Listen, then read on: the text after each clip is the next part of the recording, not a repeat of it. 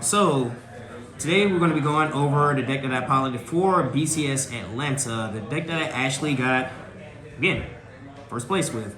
It is Steam Maidens. So going to kind of go through the deck profile. I'm going to explain like quantities and stuff and why I ran X cards.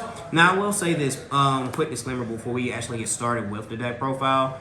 After playing this deck for quite some time, there's a couple of like trigger ratios you can run. You can run 10 crits, 2 draws. You can run 6 crits, 6 draws, or you can run the average 8 crits, 4 draws. After playtesting, there's like one game where I wish I actually ran more draws, so that way you can kind of draw into like the pieces you might need.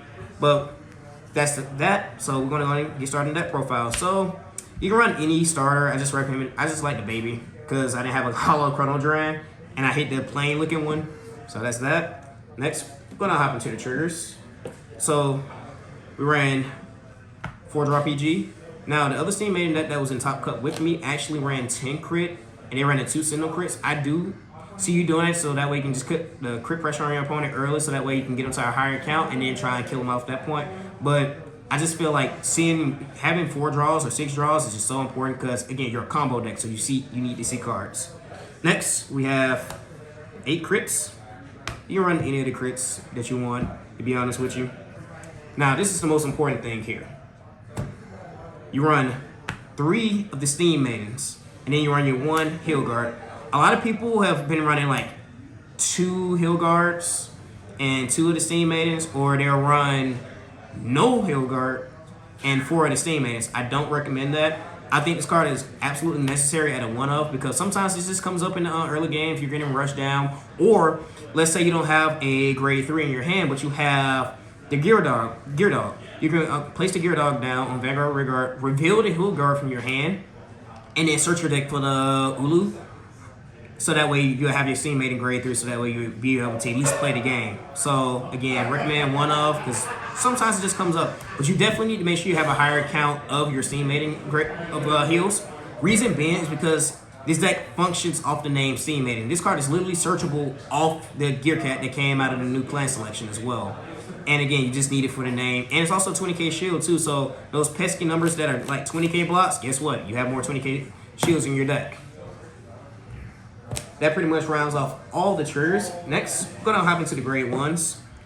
So you're gonna run 3 Gear Dogs. Now, originally I was thinking I should run Steam Breath Dragon, the top 5 searcher. But I was like, do I want to base my deck off of RNG? Or would I rather just guarantee I can get the proper 3 that I need? So if I have like multiple of the grade 3 Steam Maidens in my deck, I can go place this down, reveal it, and go search Colossus, which is the Battle Door. Or I can search Reinnovate Dragon, which helps me to extend my plays and accelerate my bond zone as well.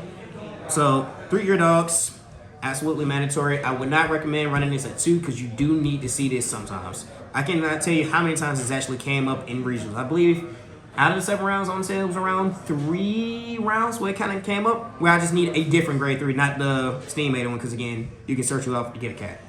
All right, next, you're going to run 4 of the Steam Maiden grade 1, absolutely mandatory. You have to run it. It's a Steam Maiden, has to be at 4 of. This card here, so it has 2 skills. It has a Vanguard skill that says you can Soul Blast 1, it's an act. Keep that in mind. A lot of people get this confused and think that it's an auto skill on play Soul Blast 1 behind the card. No. You can actually do this at any point in time during your main phase and Soul Blast 1, bind a card from your hand and draw a card. And if you bind a trigger, you end up drawing 2 cards. So ideally, what you want to do is you want to bind the Uluru so that way you can go ahead and start setting up your combos in your deck. Because as I explained later on in deck profile, when that'll come up. Now, the last grade 1s that you run, which I run 11 grade 1s, are your Gear Cats. Now, as I was telling you earlier, ideally, your ride target, you have 3 good ride targets. Being any one of these 3, to be honest with you, everything is a good ride target. Ideally, you want this, the Accelerate Your Bond Zone. You want this here. If you get into this is cool. What this does is you check on place. Anywhere, it doesn't make a difference. You check top 3. You add a Steam Maiden to your hand, and the rest goes to the bottom of your deck in any order, so that way you're able to stack your deck, especially if you're going into a grind game. Oh, cool. I have these cards here. I'm going to stack these at the bottom. Also, it has another skill. When it boosts, it gets 1K power for each card in your bond zone, so it helps your numbers hit really high, especially in your your side lanes, because your Vanguard is swinging relatively big anyway, so you can hit like 23s, 24s, 26s, you know, magic numbers and so on and so forth. Also in the early game, if you ride this and ride this, you check top 3 first. If you see Steam Maiden, like I said before, if you see the heal trigger, you can add it to hand, use the skill, and bind it and draw 2 cards. So you essentially got like a +3-ish. All right, so that rounds up all the grade 1s for the deck. Now, going to move into the grade 2s. If there was one thing I would try to recommend running, it would be, I want to say Kataruna. I'm pretty sure I'm butchering the name. It was a promo that says on place. You counterblast 1, soul blast 1. You target any unit on the board, put it at the bottom of the deck, and you search your deck for a grade +1 of that card that you put to the bottom.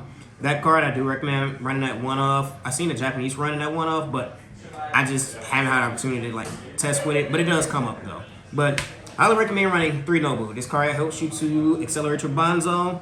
And also, in the early game, what you would do is that you slap one of these down on your sides, and you have your Vanguard, and let's say you have another grade 2 on the side, or a grade 1, depending if you're going first, going second, trying to rush your opponent. You can tap this, swing first, bind a card from your drop zone. Whether it can help you bind, like I said, your Steam Maidens, because you need those in the bind zone as quickly as possible. And you pretty much say, okay, you have to block me with a trigger. So your opponent can't even heal guard this, because heal guards, guess what? Grade 3. So now they actually either have to eat this hit, or they have to guard it with a trigger. And if they eat this hit, they have to bank on a defensive trigger. If they don't hit a defensive trigger, oh wait, if they do hit a defensive trigger, I'm sorry, you go like, okay, that's fine. I can go swing Vanguard. 9 times out of 10, your opponent is more inclined to actually no guard that hit because they hit the defensive trigger, because they don't want to waste another card out of the hand. Perfect, because regardless, you're going to draw a check anyway. So guess what? If you hit a trigger, you're going to ping them for 2 damage for free. And if you didn't, you got a trigger out of their hand, which is less shield value for your combo turns. All right, next, I'm going to run into mandatory. 4 of, this is the original Steam Maiden. Her skill reads, on swing, you can counterblast 1, you can tag her out, which put her into the bond zone, get a grade +1 of her, grade +1, and call it to Rigard Circle. It also has another skill on Rigard, oh no, Rigard, I'm sorry, on place from bind zone, where you would go, you would use the grade 1 here to, you would swing, use this, tag out into this in your bond zone, and this will bind a card from your drop zone. So you can bind like your grade 2s, or any of your grade 3s that you need, like the Gear Colossus or the grade 3 Steam Maiden, and it juices up and it gets 3K power for each of that grade. So if it's a grade 3, you get +9. If it's a grade 2, you get +6. So it comes up, especially on Excel markers. So now you're swinging like 26s, 29s, 23s. That's pretty good for poking as well. All right. Last but not least, to round off our grade 2s, we are running the new Steam Maiden grade 2.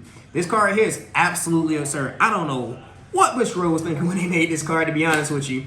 This card is amazing, and I'm going to tell you why it's so good. So, I've never seen a card for a Counterblast 1 and a Soul Blast of 1, quote unquote, they get you a +3. So, what this card reads is that on place, in general, Vanguard Rigard skill, you Counterblast 1, search your deck for a cat, this guy here, and you go to the same column as it.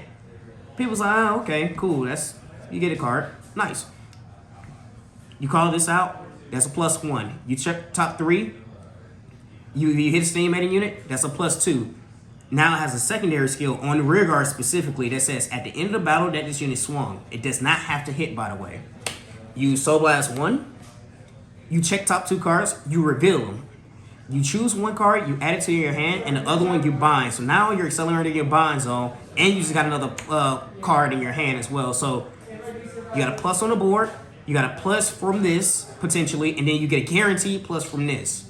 So a +3 for Counterblast 1 and Soul Blast 1, amazing. And if you tag out this card with the grade 1 Steam Maiden, you can call it to the wide. You call it wide. Use it to Counterblast 1 if you have a CB accessible, and then search the Gear Cat out your deck. Which again, still pluses because it's not on place from hand. It's placed in general. Keep that in mind. All right, that rounds off the grade 2s. Next, go ahead and head into our grade 3s.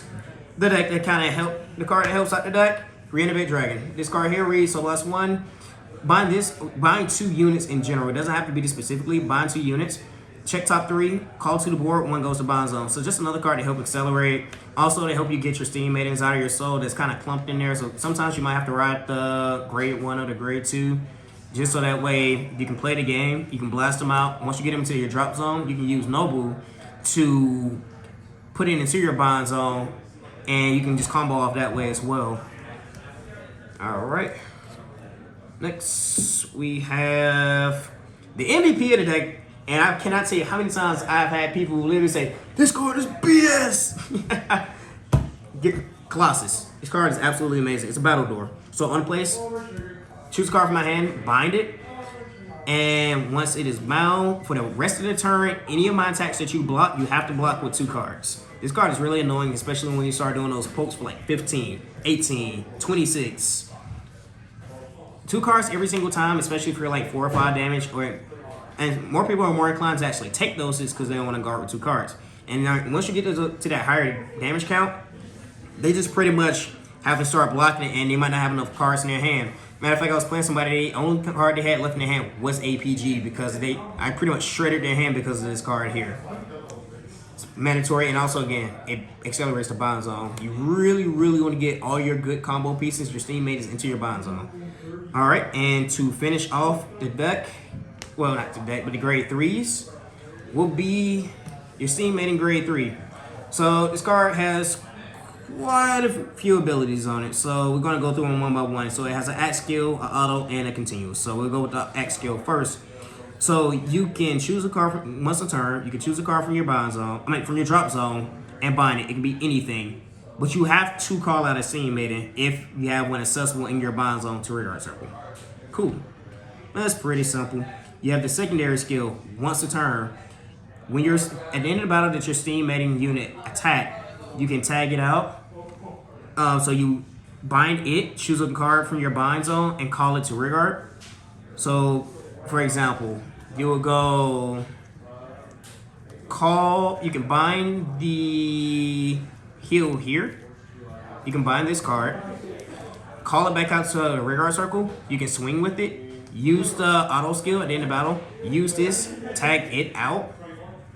And then, depending on how much CB you have and what you have in your Bond Zone, ideally you want to go into this so this way you can keep your combos going so you can get your multi-attacks going. So, with 2 CB accessible, well, with 3 CB accessible, if I'm correct, I want to say it's 3, you get 8 attacks off. That is amazing. And that's both sides being able to tag out. And also, the last ability on this, the continuous, it's a Vanguard Rear Guard skill. On Vanguard, for each card in your Bond Zone, it gets 3k power, but if it's on Rear Guard, it gets 1k power instead. Card is phenomenal. I love this card so much. And to pretty much finish off the deck, we run 3 of the grade 4 Uluru. Sadly, this is actually the G Guardian from G Era. Unfortunately, it is not a Steam Maiden, so it is not searchable off the cat. Sadly. But it does have quite a few skills. So it's gonna go through it real quick. So we're gonna go, when this unit is placed on Guardian Circle, you can choose a unit from your drop zone and put it at the bottom of your deck. And this unit gets 25k shield. It's absolutely broken. And it also has a drop zone skill where it says, and then your Vanguard is being attacked, you can discard a heal from your hand. If this unit is in your drop zone, you can G-Guard. So you can put this on Guardian Circle, use the skill. For example, we'll do it this way. Let's say you've been attacked, right? And this is in your drop zone. You go, okay, cool. Ditch this to the drop zone. Move this to Guardian Circle. Use this skill. You can either put this at the bottom of the deck or you can bind it. So now you can bind this card. So this way you'll be able to do your combo turns as well. So it pretty much helps you accelerate your Bind Zone. And again, it's also a 25k shield. So really, really good card. And that is pretty much it for the deck profile. Again, I only dropped 1 game today, and that was literally just me breaking and not being able to play the game at all because I just really went up ride grade 1, ride grade 2, ride grade 3, and I just couldn't do anything else.